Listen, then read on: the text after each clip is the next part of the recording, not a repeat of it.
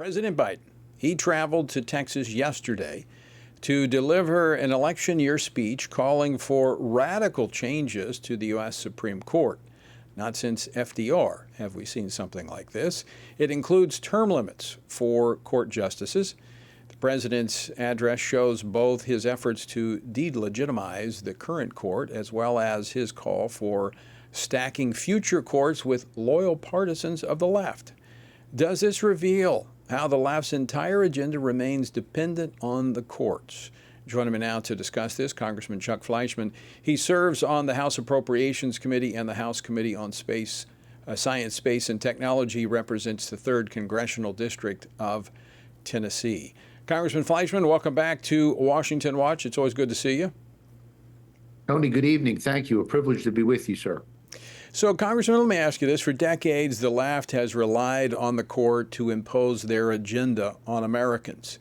But now that the court is abiding by the Constitution as opposed to bending the Constitution, the current president, says it has to change.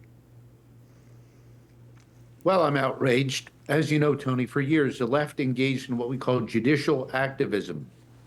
Conservative judges and constitutionalists believe in strict construction, looking at the document and interpreting it as it is, looking at a statute and interpreting it as it is. What the left did, and of course the radical left did this in Roe versus Wade and other things, they tried to put their radical left-wing agenda and expand that. Since they've lost that ability, now they want to change the rules. Plain and simple. When the left loses by the rules they put in place, they try to change the rules. In a word, it's cheating. I see two things at play here, Congressman. One, you just described. It is an acknowledgement that they have to change the rules when it doesn't go their way, and they've relied on the courts for over a half a century to implement or impose their policy ideas that they can't get through the legislative process. But is this not really just a political stunt in an election year to try to energize their base with this attack on the court? Well, Tony, you're absolutely right. It's a political stunt, but it's such a weak political stunt. It doesn't take someone with a PhD in political science to realize that this has absolutely no chance of passing, has no chance of getting any traction. The House, the Senate, they won't touch it. It will go absolutely nowhere. This is Joe Biden in a very weak attempt, reaching out, trying to message something about the court, but give him an F for effort and give him an F for results. No way. Well, as you said, dead on arrival, the House Speaker Mike Johnson yesterday saying that this would be dead on arrival in the House. I mean, it's not going to go anywhere in the House, unlikely in the Senate. And this requires a constitutional amendment. I mean, this is not something that can even be changed by Congress. It has to be sent from Congress to the states. I mean, I do think it lays bare their philosophy of relying on the court, and they're having a temper tantrum of sorts. But I can't see beyond just the political staging as they go into this presidential election where they're trying to gin up their base. That's exactly what it is. And Tony, unfortunately, this is a desperate administration. This is a president who is suffering from a lot of different, very apparent maladies. He's not going to run for re-election. They're going to try to pull out every left-wing tool in their left-wing toolbox. But this is not even a good effort. It's very weak. It's pathetic, really, when you think about it.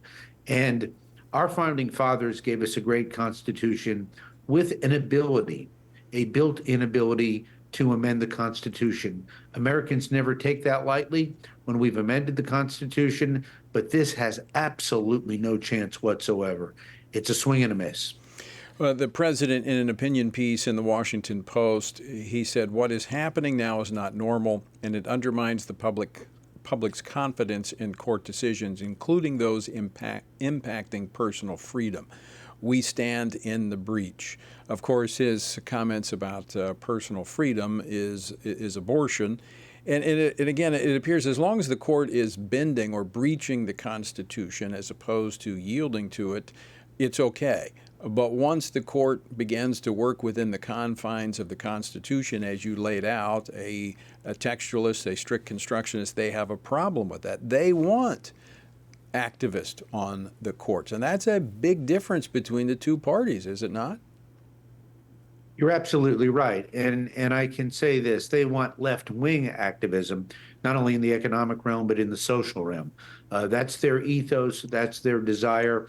They work all three branches of government, including the executive branch, with their executive orders from Biden and radical left-wing presidents that hurt the country. When they can't get it through the legislative process where it belongs, they'll try the executive branch, and then they will try the courts. When they're not succeeding there, they'll try to change the rules.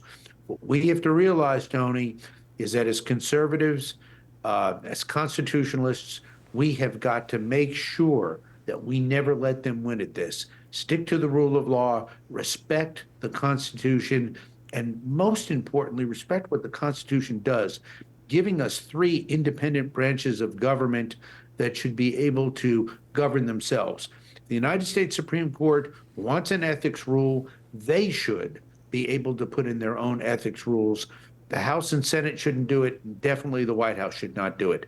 I think it would be a good idea for them to do it, but let them do that on their own volition in their own lane constitutionally. You know, I think that's an extremely important point when you talk about the Constitution. We've got a Constitution. I believe the founders, when they put it together, were inspired. It has worked for nearly 250 years. And you look back on it, and there are exceptions to this, but many times the amending of the Constitution led to unintended consequences. And so I think we should approach that, even as the threshold is very high, we should approach that very, very carefully. Because that is the agreement. The Constitution is the agreement by which the people agree to be governed by their officials, and that's why it's so important we keep it in place. Congressman Fleischmann, I want to ask you, switching gears here, we just got about a minute and a half left. Congress is on recess for the month of August back in their districts. You're on the Appropriations Committee. What do you anticipate when Congress comes back in September? Will you turn back to the appropriations bills to get those out before the end of the year? Well, fortunately, Tony, we've passed 7 of the 12 bills. There are 5 left. There's a few that actually have chance of passage. But with the fiscal year ending on September the 30th, we want to make sure that we avoid a government shutdown. So we'll probably be looking at some form of a very short-term continuing resolution into the lame duck. The Senate, the upper chamber, is working this week in an attempt to try to at least pass appropriation bills out of committee. They're behind us, so the chance of actually sitting down for a conference in September with the Senate is next to nil. Yeah. Well, they don't want that because that would be a responsible way of funding government, which they've avoided for a long time. Congressman Fleischmann, I want to thank you for joining us. Always great to see you. Thanks so much for being with us today. Tony, God bless you and yours. Thank you.